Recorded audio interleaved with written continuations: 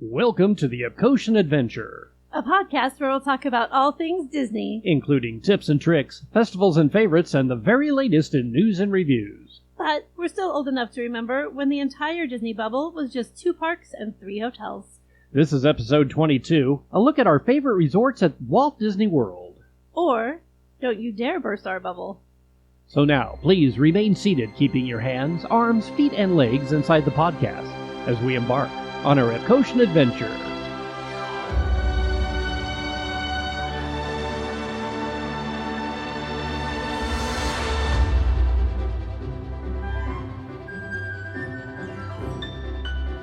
Howdy, folks, and welcome to episode 22 of the Epcotian Adventure. I'm Rod. And I'm Sue. And today we're going to cover a couple different things. Yes, we are going to talk about our favorite Walt Disney World hotels that we've stayed at over the centuries, it feels like. We haven't stayed at all of them, but we are going to mention the ones that we have stayed out and give you a little review of each one. Yeah, we've stayed at about a dozen over the years. But first thing, we want to go back a couple episodes and talk about 2 things, actually. 2 things. From the last 2 episodes. If you've been listening in order, these will make sense. You'll have a little context. If you are not listening in order, it doesn't really matter because these are still good information. And you're late. And you think about that next time.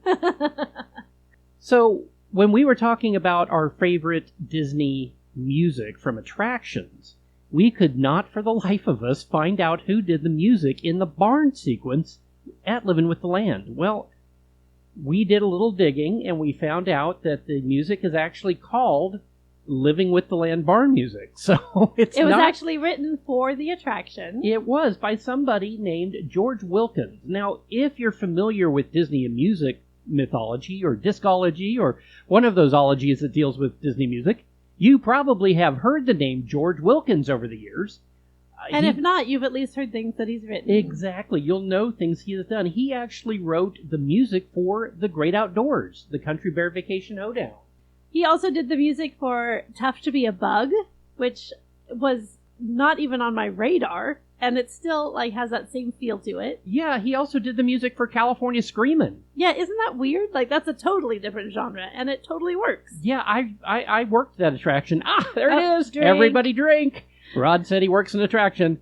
There it is. Okay, I did. I worked California Screamin', but the music on that was fantastic. Love it to this day, even though it's gone. It's been replaced by The Incredibles, but Incredicoaster is amazing, and that music is also equally amazing for that coaster. Yeah, he also did the background music for Buzz Lightyear's Astro Blasters, which is California, Tokyo, and Hong Kong. I assume that music probably bleeds over into the other ones that have different Astro Blaster type names, but also the George Wilkins singers are actually credited with doing the music for Magic Journeys and Making Memories from the original Epcot. Which was an honorable mention on my list as well. Yeah, so who knew that he had been doing things all the way back to the late 70s for the original Epcot, all the way through the update for Living with the Land. So, George Wilkins, this one's for you. We salute you. Salute! Kungaloosh. Kungaloosh. So the other little piece of information that we'd like to address... Yeah, from our last episode. When we did the Disney Are You Listening Attractions edition, we had a great idea in repurposing the Health and Life Pavilion. To become something just a little different. And our idea was to turn it into something to do with the recently released, as we're recording this, Pixar film, Elemental. And it makes sense. Yeah, because you could split it into 4 areas like we talked about. However, we just saw it. Here's the thing. Yeah. Yeah. Of all the movies we've seen recently, I can't even say it that way. It was bad. There's just no way to put it. It's take every Pixar film in the last 10 years, put it in a blender, and hit frappe. On the way home, on the drive home, it's about, 20 minutes? And we came up with 3 different versions of plot lines that would have been better films. Had they only asked us, we could have saved the film. But seriously, we're not going to do any spoilers. No. There's going to be people out there who truly love this film, and more power to you. We were sorely disappointed. I still think that the idea of using elementals as a vehicle for that pavilion and a works. theme, and a theme even for the movie. Holy moly, that movie. It was part Zootopia, it was part Good Dinosaur, after a while, we just kind of laughed. at one point were like, hey, that's from Frozen 2. All right. Yeah, it was literally like moments from films that already exist. Yeah, it was very strange. Disney's greatest hits in one film. But you know what? If you're going to do that, all you need from the previews, what I got from it was, this is going to be a retelling of Romeo and Juliet. Yeah. Like, just Forbidden Love. Keep it that. Exactly. Yep. Family against family, feuding, fire and water. It makes perfect sense. It was nothing to do with that. Yeah. It was literally like, that was 2 seconds of the film. Are we saying you shouldn't go see it? No. You should go see it. Take your kids, go see it. It's a beautifully animated film. Yes. It's just, in my opinion, and Sue's opinion, obviously, as she said here, it just was not that great of a film, which just means that, okay, the attraction that we talked about probably would never get built because I don't think the film's going to make enough money to actually be marketable, meaning it's probably not going to happen. Well, and none of the characters are memorable enough to make it past even trying to opening weekend. How would you even do meet and greets? I don't even know. You wouldn't. I don't hugged even water. Know. Yay. Well, I did that on Splash Mountain last time I wrote it. Yeah, when the film was over and we went to Starbucks and Rod asked me what I wanted, all I could say was my last 2 hours back. So, I mean, if that tells you anything. Okay, so anyway, that's kind of just an update on our last 2 episodes that we wanted to kind of get out there. So today we're going to go ahead and talk about a dozen or so resorts on Disney property that we've actually stayed at over the years, why we like them, and what's good and bad about them, and what is the best part of them about being in the Disney bubble. I mean, these are all Disney resorts, minus 2, actually. 2 of these are actually owned by other companies outside of Disney. However, they're still within the Disney sphere or the Disney bubble. So let's go ahead and talk about those. Yeah, and, just right off the bat, let's just get it right out of the way. Let's just address what we mean about the Disney bubble. Oh, good idea. Good idea.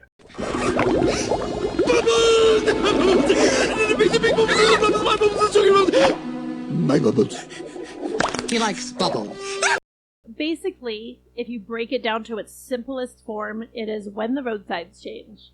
Exactly. When you pass under the sign that says, "Welcome to Walt Disney World." And all the signs are now in a big friendly font with big cute little arrows that you can spin around. You're on Disney property. You're on Disney property. You're in the Disney bubble. So our goal, usually on most of our trips, is to not leave the Disney bubble until we're headed back to the airport. Meaning, we think it's more magical to stay within the Disney resort when possible. Now, again, we've had episodes, I think episode 4 was how to do Disney on a budget. And that sometimes means not staying at Disney. But if you're talking about one of those weekends, like we talked about as well, staying at the Disney resorts gives you a lot more opportunity to be at the park sooner, get in 30 minutes early. Well, and not only that, but it expands that Disney magic. Yes, that's true. It keeps the feels. It hits you in the feels harder when you walk back or go back to your hotel and there's Mickey still there. Yes. And part of that is because we do these weekend trips. And we're there for such a short time that it makes sense to maximize that magic. That is another thing, is if you do have the money to do it, and you are only going once every 5 or 10 years, or you're taking your kids for the first time, our opinion, splurge. If you can. I mean, granted, not everybody can be able to, but if you can, splurge and stay on property at one of the Disney resorts. Yeah, we're never suggesting that someone go into debt to go to Disney. No, don't take a mortgage out on your house to go on a vacation. Yeah. And yet I've heard of people doing exactly that. Yeah, don't do that. Yeah. It's not worth a second mortgage. You can stay off property, and we have stayed off property quite a few different places and loved every minute of it still. And again, go back and listen to our weekend trip on a budget, and that'll give you some ideas on that. But while we're in the Disney bubble, let's talk about those hotels. So let's go ahead and jump in and look at the first resort that we ever stayed at. And that very first time we got to go in 1983 was staying at the Contemporary Resort. And we had no idea how spoiled we were at the time. Oh, my heavens. Our dad spent $125 a night for a Parkview tower room. Yeah, which nowadays, you have to add $1,000 to that to even be able to look at staying there in the off-season for that same price. Yeah, for sure. So some of the things that we love about it, I mean, the nostalgia factor obviously hits us in the feels. So it's one of those things that we love the monorail, we love the Mary Blair mural with the 5-legged goat and the little bear, and it's still, I mean, we took Andy there the first time. We did, when we got to take our Imagineer friend, Andy Hammer, That was one of the first things that we wanted him to see was that Mary Blair mural because it is so iconic and so beautifully Disney without having a single character in it. It doesn't have any IP, but it is essentially Disney. Every time I come through the monorail or come up that escalator from the lobby into the concourse, I'm a kid again. Yes. That is one of the most Disney feels that I have in my memory. It's one of the just core memories I have of any Disney park or resort anywhere on the planet. We've heard people complain that it's not Disney enough. And then when they redid some of the rooms for The Incredibles, which they've just done recently, we've heard some people say that they went the wrong way and that it's not deluxe enough now. Disagree across the board. It's still one of our favorite places to be. And when we can ever afford to make that kind of a splurge again, I would love to stay there again. Definitely on the bucket list. So some of the pros and cons about staying at the Contemporary. The pros definitely are location. It's right there next to Magic Kingdom. It's a monorail resort, so it also is only one stop away from the Epcot monorail. Yep. But 100% walkable to the Magic Kingdom. We've walked after the park closed just to go over and get a bus to Disney Springs. Or to just go to the Contempo Cafe or the Outer Rim and get a drink. Yeah, it's very, very 100% the best location, I would say. Another great perk is it has its own marina. If you want to do any of the water sports at Disney World, the Contemporary is where most of them, you're going to find them, including the little speedboats, including the larger bass boats or whatever they call those that you can go out and do the fishing with. Yeah, they do have catch and release fishing there. Talk about another core memory, too. You also have access to see help me out here, what's it called? The Electric Water Pageant. Electric Water Pageant. It's like the Electric Parade, but a lot cheesier. And on water. And on water. And it's a pageant instead of a parade. Well, I don't really know what the parade, but on water. Parade-esque? So the floats actually float. Yeah, okay, there we go. But it is cheesy as all get out. It hasn't changed since the 80s. It's still manually operated by the cast members that are on the barges. And it's fantastic. It is so, complete core memory. People don't talk about it. People don't even, I don't know if they don't know that it's there or they just don't think it's worth going to see. But when you're staying at the Contemporary or at the next hotel we're going to talk about, you do have access to that, to watch that, and highly, highly recommend. Yeah, some of the cons about staying at the Contemporary, obviously number one is going to be the price. It is really expensive. It is broken down into the Garden Wing, which is the least expensive. The least expensive rooms there are going to be the Garden Wing Water View. They do also have a Garden Wing Garden View. That those two prices are real similar, I should say. But Garden Wing is the least expensive at Contemporary. Then the Tower, and then you have the DVC Bay Lake Wing that was added on as a DVC property. And those rooms can go into the thousands of dollars per night. Yeah, I should say right up front, too, we're not going to discuss price specifics in this podcast because there are so many variables. It's going to change time of year, time of week. It's going to change depending on if you're a season pass holder or if you have a coupon. We're just not going to talk about it. So, yeah, one thing you can do is use a Disney certified travel agent. Yes. Basically. One of those actually we'll be talking to in an upcoming episode. Our friend Lynn from the Sweep Spot is going to be on our podcast coming up in a bit. However, if you just go on to WaltDisneyWorld.com, you can see what all the prices are for the time period you're looking at. But it's pricey. It is very pricey. But if you can afford it, do it. It is, in my opinion, still one of the best resorts on the property. Fully agree. Number 2. Yeah, a few years later. And again, we're not ranking these, but no. A few years later, yeah, the second one on our list. A few years later, I got to stay at the Polynesian Village Resort with our older brother and sister, Paul and Karen. Hi, Paul. Hi, Karen. They're spread out across the U.S. Yeah, Sue was a little young at the time. Yeah. But the Poly, to us, is really another resort that feels like home every time we walk in. We make a point of it to try to go to the Kona Cafe for breakfast at least every other trip that we take out there to get Tonga toast. Ohana is there, of course. Captain Cook's is there with Dole Whip. The Dole Whip with the boozy feature, the rum. And, of course, Trader Sam's, which is there now, too, which has a sister over at the Disneyland Hotel. And so just the feeling of walking in through the front entrance, I have to admit, I miss the waterfalls inside. Me too. The waterfalls had a real specific sound and smell and vibe to them that gave it that kind of that extra Polynesian touch to me. But when you first walk in, you have the music, You have the smells and the feel, and it just feels like a home away from home, and it really does not feel like you're on Disney resort property anymore. It doesn't feel like you're anywhere near a theme park. It feels like you are on a tropical vacation, and the fact that they can pull that off as a Disney resort is pretty incredible. So pros for staying at the Polynesian Village Resort. Nostalgia, of course, again, for us and for a lot of people, because it was one of the original 3 hotels when the parks opened back in singular, actually, Magic Kingdom opened back in 71. And again, it is a monorail resort like the Contemporary. So you are just a hop, skip, and a jump away from Magic Kingdom and from the monorail that'll take you to Epcot. It's going the other direction, though. So from that resort, you actually can walk over to the TTC and grab the monorail to Epcot. Also true. It also, like the Contemporary, has its own beach and marina, and it has some of the best fireworks views, too, yes. from the beach there. And it's one of the lesser-known locations to be able to grab a drink, sit on the beach, and watch the fireworks. And they actually pipe the music in. During non-peak times, anyone can go over and watch the fireworks on the beach. But during those peak seasons, you have to be staying at the Poly to go to the beach and access those really cool views of the fireworks. Yeah, otherwise it does get a little too busy. And part of the beach, too, is closed off right now because of construction for the DVC property that they're building, the big tower next door. So cons, just like the Contemporary, the price.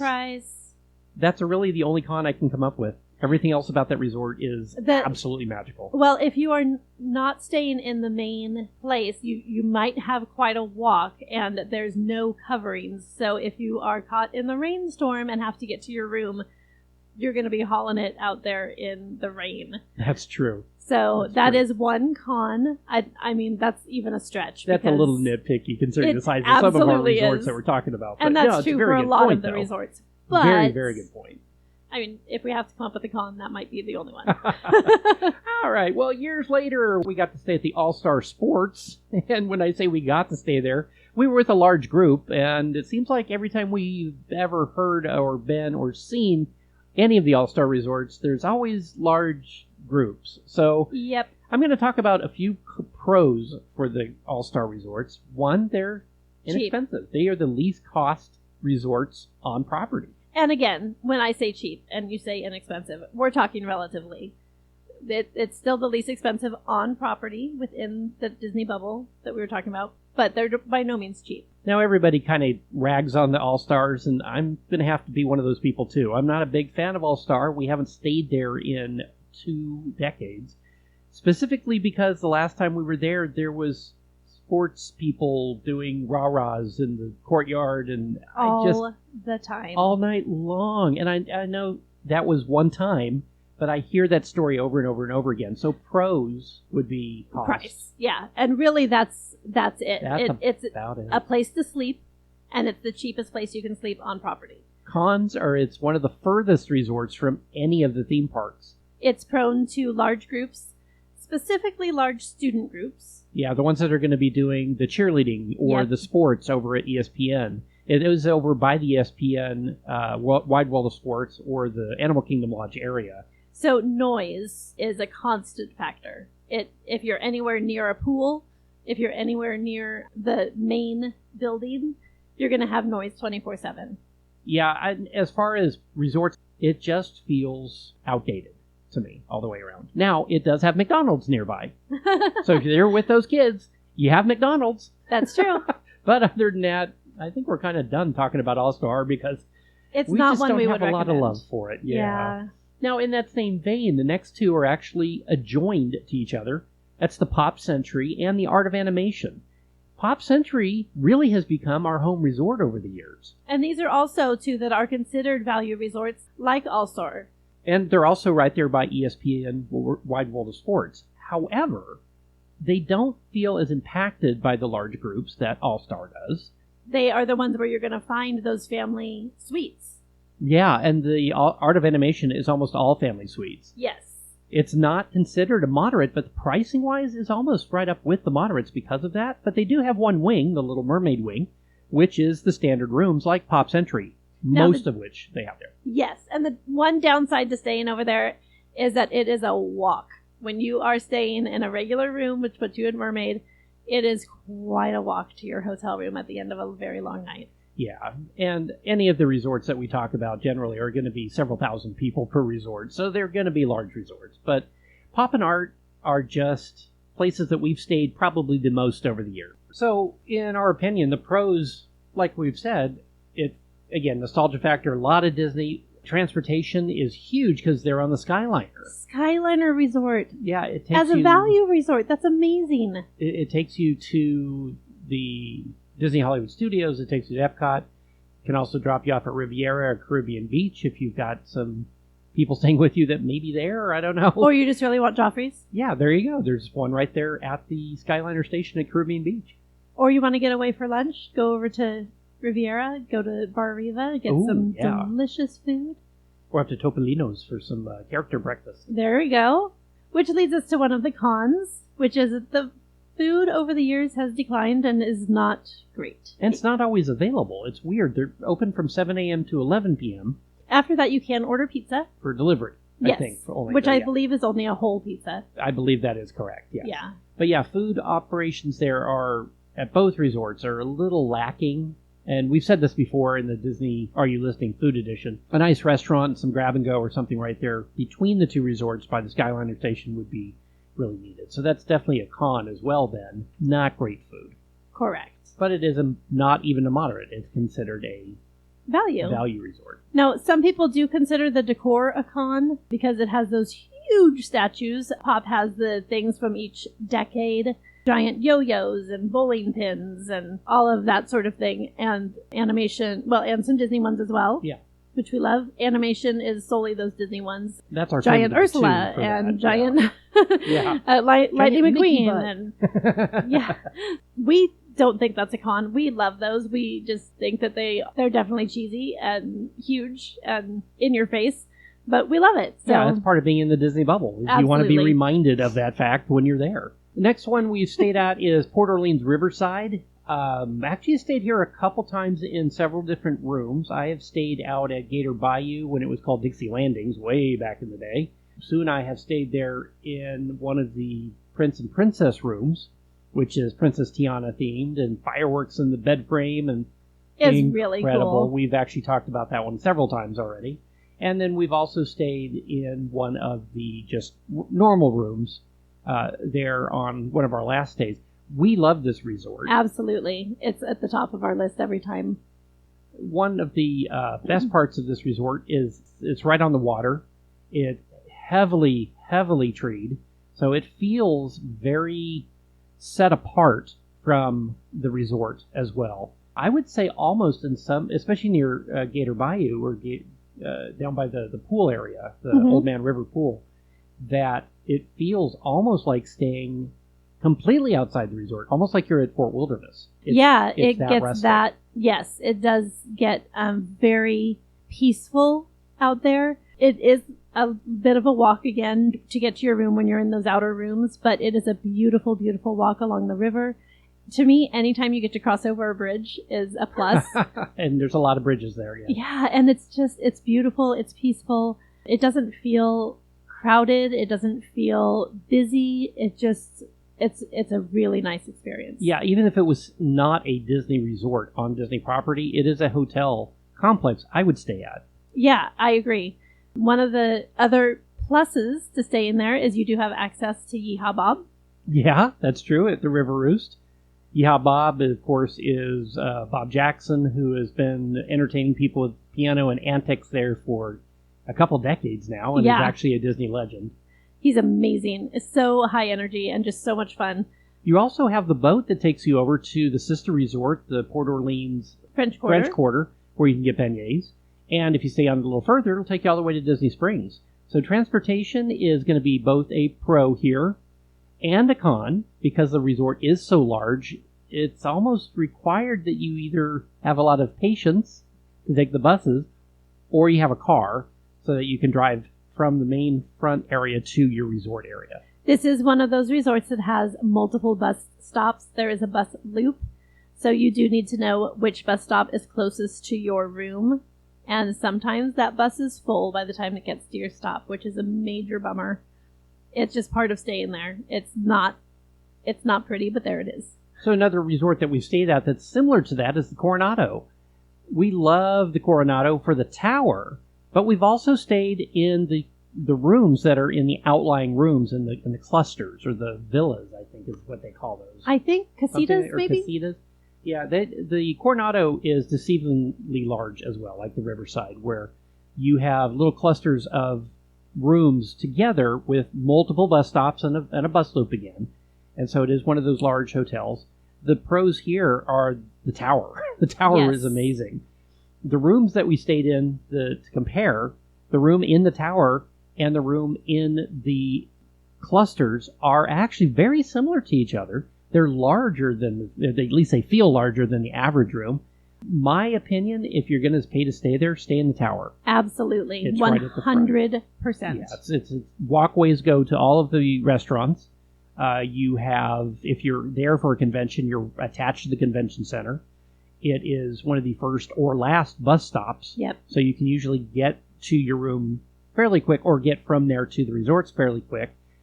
I think one of the cons for this, though, is the same thing. It's transportation. Yes. The only transportation is buses, and they are slow in that they have to go all the way around the resort before continuing on. Or sometimes when you come back, if you're lucky, you get to stop at the tower first. Right. It seems to vary when you're there for some bizarre reason. It did. I assumed that it would always be the first stop, and we did find that was not always true. So oddly enough. Surprise.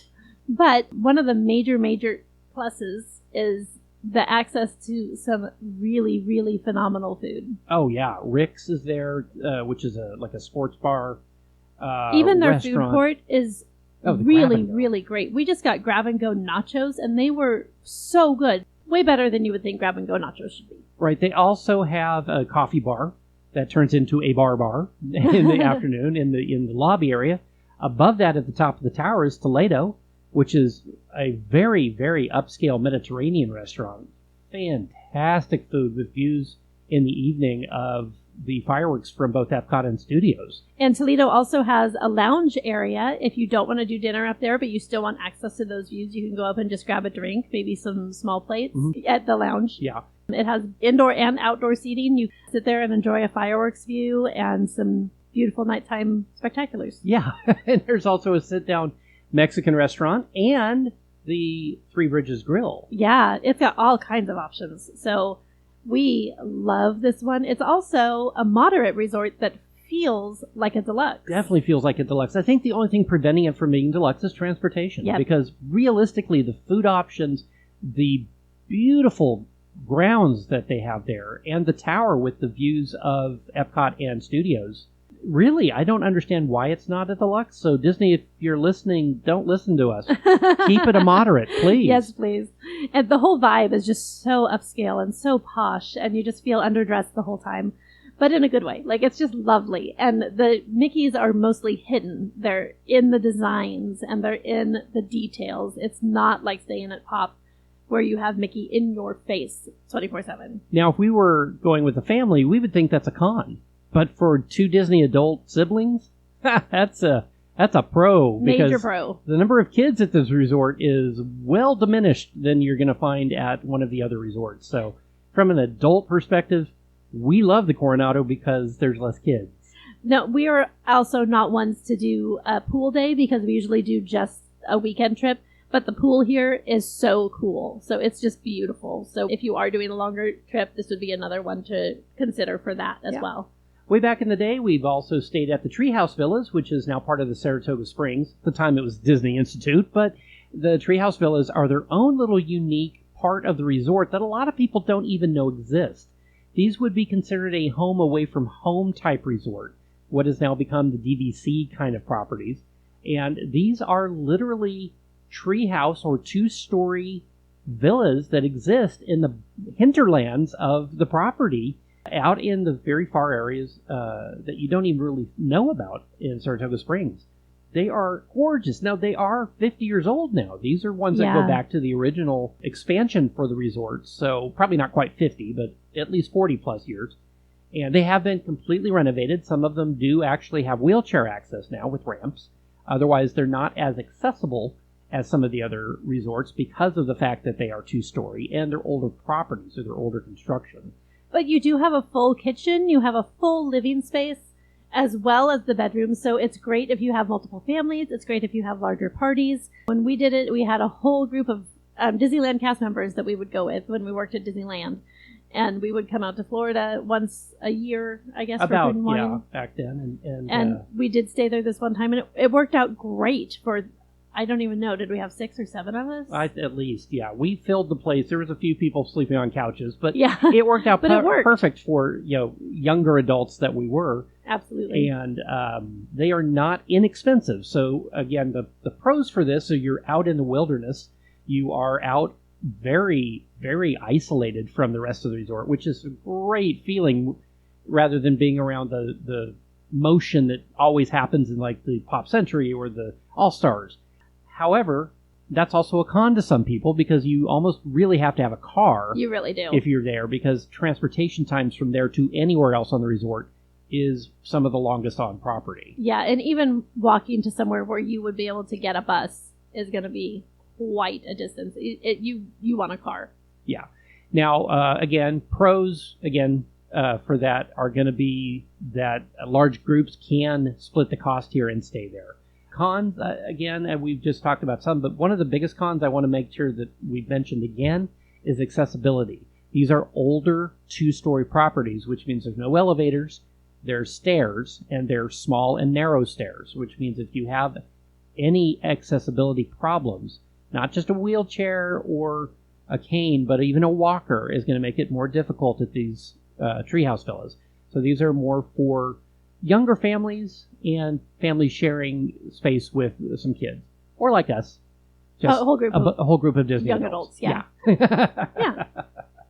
Along that same vein, we've stayed in another very isolated location, and that's the Fort Wilderness Cabins. And, oh, heavens. This was a dream for us to get to stay out here because it was such a so good cool. time. You want to talk about feeling like you're nowhere in Florida even. Or you're in Florida, but you're out in the Everglades somewhere. You're just literally isolated from the rest of the world. You would have no idea staying at the cabins, or generally even in Fort Wilderness, that you're on a Disney property or you're in a theme park environment. Now, again, we talk about this as being in the Disney bubble. To be honest, this still felt like the Disney bubble, but it felt like you're in the back 40 of the Disney bubble, and in such a good way. Now, again, one of the cons to this is that transportation, because talk about a bus loop. It's not only a bus loop. You have to take a bus to get to the bus loop. Yeah, there's three bus loops within the resorts. So it is a trek. You have to plan in additional time to get to the parks. You have to plan in additional time to get to your dinner. But we thought it was worth it. We thought it was part of the mystique of the area. It felt like it was so much further out because of that. But again, it felt like that in a good way. Where we talked like an about adventure. That. Yeah, like an adventure. We talked about that being a con at Riverside and Coronado. I actually felt it was kind of a pro at Fort Wilderness. I do too, and I can't even explain it. It's just the feeling that goes behind it, I think, and the attitude that goes behind it, I guess. Yeah, you're in amongst the pine trees, and you're in amongst people that have their own campers and have turned it into a home away from home in a campground setting. The cabins are separated from those in their own loops, and they look very rustic, but they are very upscale inside. Yes. Full kitchen. They have a main bedroom with a queen-size bed and 2 bunk beds. Yes. And then they have a double pull-out. So you can sleep usually about 4 adults and 2 kids, or if you're like brother and sister, there's plenty of beds for you and your nieces, like we took. Yeah, we took our 2 youngest nieces, and we stayed at the cabins, and then our oldest niece joined us. Yep, that was Anna and Riley. Locally there. And Shelby's. And Shelby, who you'll hear on an interview coming up. She works for Legoland Entertainment. And prior to that, did work at Disney World Entertainment. So she's going to be an interview coming up shortly. But it worked out perfect for our situation. I stayed in the room with the 2 younger girls. They loved staying in the bunk beds. That was so cool. Mm-hmm. And it just worked out so well. So having that full kitchen to be able to do breakfast before going to the park was a great money saver. There's also a general store there where you can buy all kinds of supplies. We bought stuff for breakfast. We bought eggs and bread, and now it's not cheap. I no, mean, it's still it is still not cheap. So, but it was so much fun to go through with the girls and be like, okay, pick out your snacks. Like, what do you want for breakfast for the week? Like, it was just so much fun. More transportation options there, too. Besides the bus, you can actually take a boat from there to the Magic Kingdom, which is really cool. Which we did. Which we did. And one rather unique thing is you can rent a golf cart. That's true. You can rent a golf cart for the length of stay there. Now, they do frown on taking that on the highway. Yeah, you're not allowed to take it outside of the Fort Wilderness area. But it will get you to the general store. It will get you to your food options. It will get you to your entertainment. And it's a great way to... We didn't do it, but we saw a lot of people with it. Pros here are seasonally, you'll see all kinds of people doing things for Christmas and for Halloween and for July 4th.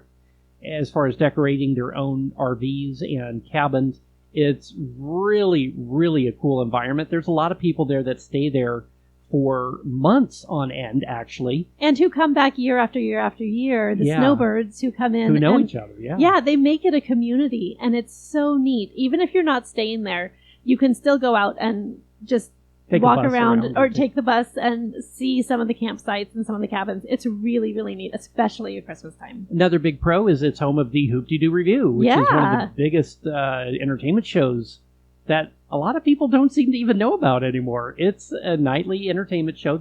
So if you're looking for some entertainment that is unique to Disney and unique to the resorts, look for the Hoop-de-Doo Review. Full dinner show. Yeah, and go see it over there at Fort Wilderness. They also have horseback riding. They have archery. They have... You can visit the horses, too. You can actually visit them at Tri-Circle D. Yeah, and just absolutely. go see the horses if you don't want to ride them. And they're the horses that are used on property in the parades and in the... And pulling the streetcars Main Street, yeah. So you can go see how they're pampered because they are not living a bad life out there. Oh, no. But you could really spend a whole day out there. And then at night... that's right. A lot of the resorts do movies at night, wherever there's a spot available, out at the beach at Poly or out on the lawn somewhere. But at the Wilderness Campground... Chip and Dale will come out, and they do a sing-along, and they do s'mores, and they do... It's an entire event every night, and it's just... It's included in your stay. Absolutely. So. If you have kids, this is the place to stay. If you're one of those families that goes camping on a routine basis. Or if you, like us, you do not go camping, and this is your glamping. Much of a camping as you want to do. Exactly. Now, cons, again, it's a really large campground, so it's hard to navigate.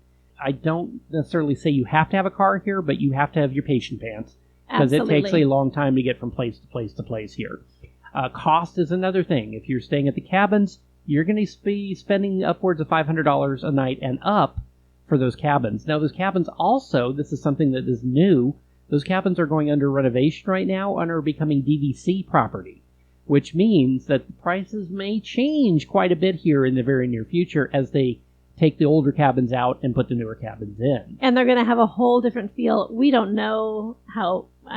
I'm just speaking for you. I don't know how we feel about this. Yeah, until we see some actual cabins or actually get to go visit them again, probably going to reserve judgment. But we loved when we stayed there. Yes. And would highly recommend it if it's something that you can afford and it's something that is in the type of resort, and I'm doing bunny ears, but resort that you're looking for. And it's a great option as well if you're doing a longer vacation because there are so many things to do that are not going into the parks. Yeah, exactly. You could spend the time solely at the campground and never even see a park. Yeah, for a whole day, you could have a whole resort day. Or a whole week. You could spend a whole week there and still have plenty to do. Two of the properties we stayed at that we mentioned before that are not Disney-owned but are still within the Disney bubble are the Dolphin, which is owned by Marriott. That's one of the Epcot resorts. Great food options there. Better pricing a lot of times, and it is considered a deluxe resort, so if you're doing the after-hours or want to do the after-hours stays at the parks when they stay open later, the Dolphin and its sister resort, the Swan. The Swan will allow you to do that, and the Swan Reserve, all owned by Marriott. And we've also stayed at the Hilton Buena Vista Palace, which is one of the older properties over at Hotel Plaza, which is the hotels area by Disney Springs. Both of those resorts are not Disney-owned, but are still part of the Disney bubble, in that they still are on Disney property and still have access to the same kind of transportation and same kind of resort feel. And even without being Disney resorts, you don't have the Disney characters, you don't have the Disney theming. They still have that quality about the service and about the whole vibe of the hotel that feels like you're still near Disney. And each of them actually does have a Disney concierge desk so that you can buy tickets and get information about Disney resorts and shows and entertainment from a Disney cast member. And licensed merchandise in the gift shops. That is true. So, Sue, what's your bucket list? If you had a place you wanted to stay on property, what's yours? This is so hard because it really changes. When I was growing up, my ultimate I want to stay there was G-Flow. Like, I could not imagine anything better than Grand Floridian. But as I've gotten a little older and I learned to appreciate some different things, I'm going to have to say Animal Kingdom Lodge. And specifically... Beautiful, beautiful choice. A Savannah View room. Yeah. Because if you're going to stay at Animal Kingdom Lodge, you might as well be able to watch giraffes while you drink coffee. I agree. And with the, with the balconies that overlook that Savannah, that's really one of the most unique hotel options in the United States, not just at Disney World. And it is just beyond compare. We've gone over there for dinner and for lunches several times. We love Boma. We love Jico. We haven't been to Sanaa yet. Yeah, that's coming. But even their grab and go, the Mara, is just amazing. Yeah. Like, the options are out of this world. They have American things, but they also have African themed things. So you're getting a nice variety. It feels adventurous to eat there. Yes, and just walking into the lobby is overwhelmingly breathtaking. It is. It's a beautiful. The only other lobby that's even close, in my opinion, is the Wilderness Lodge. Agreed. And this is very similar for the scale of it, but you have that gorgeous, just African art everywhere, and largest collection of African wine. Yes, off the African continent. Yeah, and it's just phenomenal. So one of these days we'll be able to justify staying there. Yeah, but man, that's a hard trigger to pull. Yeah, mine actually, and this goes back to what we talked about at the very beginning. The Contemporary was our first resort when we were kids. And our first taste of Disney. So my bucket list is to stay again in a Parkview, but at the Bay Lake Tower. I want to stay in one of the new, more up-to-date rooms. Now, again, we said we love what they did with the Contemporary, and we were saying all that a minute ago. I am not as huge of a fan of the overlay of Incredibles in the tower rooms. I would still do it in a heartbeat. But in my opinion, for my bucket list, it's going to be stay at Contemporary, but Bay Lake Tower Parkview this time. That would be amazing. Yeah. We have a couple of off-property resorts that we've stayed at a couple times as well, that if you're looking for something not on Disney property, that... So if you do want to burst that bubble. Yeah, burst that bubble. Even though we said, please don't burst the bubble. Here's a couple that you might just look at that we stayed at. The Hyatt Regency at MCO, so the one that's actually inside the terminal at the airport, is a really nice hotel. MCO is Orlando International. Right, at Orlando International Airport. They're in Orlando. The Hyatt Regency is a few more dollars, but if you have an early morning flight, this is beyond compare. You don't have to even worry about, am I going to make the shuttle in the morning? All you have to do is check out, go down the elevator or escalator, and walk straight through your gate. Love it, love it, love it. Now it starts. And by that you mean go to Starbucks. Go to Starbucks, then right. Go to your gate. It starts for a general room from $250 to $350 a night, so it is on the higher end. But when we're talking about these Disney resorts, it's actually pretty comparable priced. And you cannot beat that location. I mean, come on. When you have an early flight, or if you're about to get on a Disney cruise, highly recommend doing that. Exactly. And that, it is part of the Disney cruise bubble. So yes, as you heard when we talked about the Disney Wish. So the other off-property one that we have recently stayed at was Marriott's Harbor Lake. This one is quite a bit off-property. It is going to be closer, actually, to SeaWorld. Yeah, it's perfect, though, because it's right between the Disney property and the Universal property.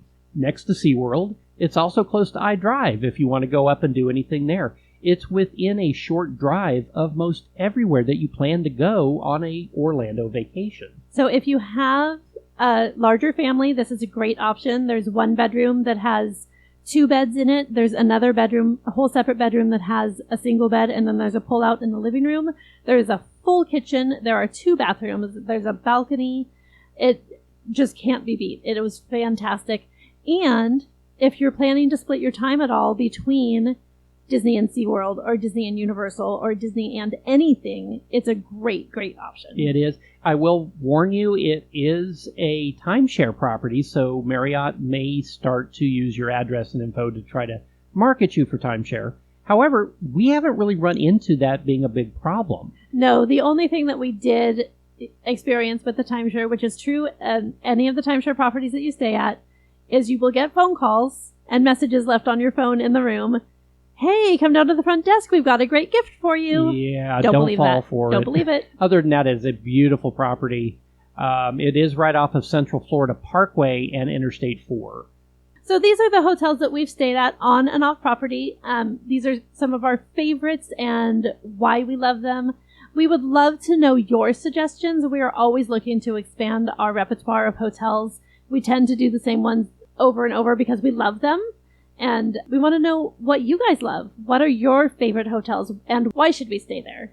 Right. Even if you've stayed at ones over on International Drive or by SeaWorld like we just talked about, let us know what they are because we'd love to see your review of those because, hey, we'd love to do those too. Hey, and specifically, if you've stayed at Caribbean Beach, I would love to know what the allure is because I am dying to try it, but I'm scared. It's big. It's huge. It's big. We say that we've stayed at Riverside in Coronado. Right. So if you've stayed at Caribbean Beach, let us know what the allure is. Love to hear what you think. It's on the list. Before we go, we'd like to give a shout out to our friend Andy Apodaca at the Palm Springs Linguist and Lynn and Ken over at the Sweet Spot for their support and advice in getting this podcast up and running. You can find both of these Disney vlogs on YouTube. A big thanks to our social media coordinator Riley Piper, audio engineers Joey Humphrey and Paul Trett, and logo designer Evan Piper. Our theme music composer is Jason Patrick Rowan and is licensed through Pond 5. And of course, thank you, Phoenicians. Thank you, Phoenicians. And don't forget to rate, review, like, and subscribe. It really does help other people find us. You can also find us on social media on Instagram, Facebook, and YouTube, and wherever you listen to podcasts. The Epcotian Adventure is a $1,000 brunch production. Thanks for joining us today for episode 22 of the Epcotian Adventure. I'm Rod. And I'm Sue. And we'll see you in line. Bye.